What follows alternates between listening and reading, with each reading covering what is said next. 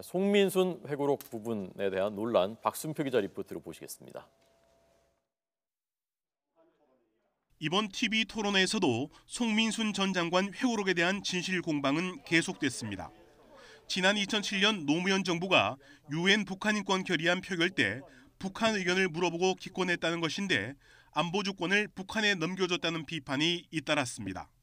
이게 만약 거짓말로 지금 이 들통이 날까 봐 계속 지금 말 바꾸기를 하는 거 아니냐 이런 느낌이 들고요.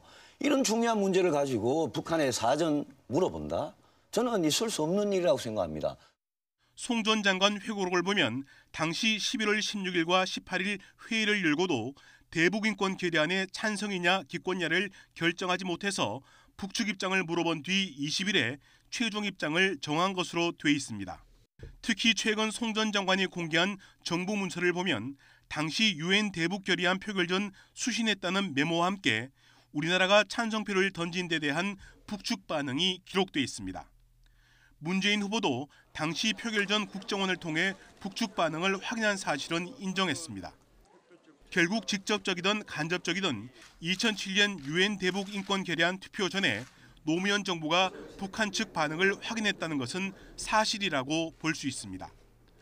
하지만 이것이 유엔 결의안 기권 여부를 결정하기 위한 것이라고 단정하기는 어렵습니다. 최근 문재인 후보 측이 공개한 회의록을 보면 노무현 전 대통령은 북측 반응을 파악하기 전인 16일에 이미 내부적으로 기권하겠다고 결론을 내린 것으로 돼 있기 때문입니다. 북측 반응을 타진해보자는 얘기가 나오는 18일 회의 당시 메모에도 노 전 대통령은 이미 기권으로 입장을 정리했다는 내용이 등장합니다. 당시 참석자들은 오히려 송 전 장관이 미리 북측 반응을 확인해봤더니 찬성에도 반발이 크지 않을 것이라고 주장해 국정원이 다시 대북정보통을 가동하게 됐다고 주장했습니다. 11월 16일 대통령 주재 회의에서 대통령이 기권으로 결론을 내렸다라고 그 회의에서 배석하고 기록했던 당시 연설기획비서관이 그 경위를 밝혔습니다. 결론적으로 노무현 정권이 대북인권 결의안 투표 전 북측 반응을 확인해본 것은 맞습니다.